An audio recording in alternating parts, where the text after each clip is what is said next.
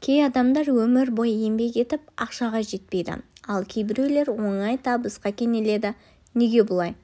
Бәрі ақша энергиясына байланысты. Бүгін мен саған ақша жолыңды жабатын 5 қателікті айтамын. Соңына дейін тыңда, себебі 5-ші ең маңыздысы. Ең бірінші, ақшадан қорқу. Кей адамдар ақша жаман, ақша бәрін бұзады дейді. Бірақ дәл осы ойлар энергияңды жабады. Ақшадан қорықпа, ол жай ғана құрал. Сен неғұрлым оң көзқараспен қарасаң, ақшада соғұрлым саған ағылып келеді. Екінші, өткенге өкпе.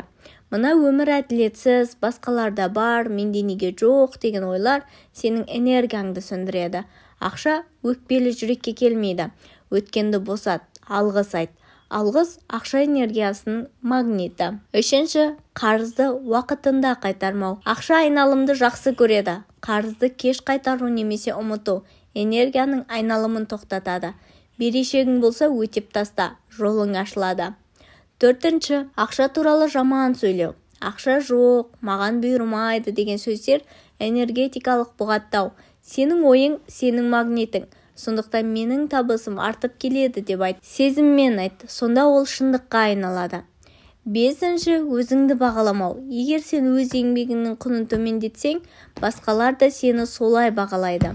Өзіңді бағалау ақша энергиясын ашудың кілті. Бағаңды біл, уақытыңды құрметте. Ақша сенің ішкі сеніміңнің айнасы. Есіңде болсын. Ақша сені жақсы көргісі келеді, бірақ алдымен сен өзіңді жақсы көруің керек.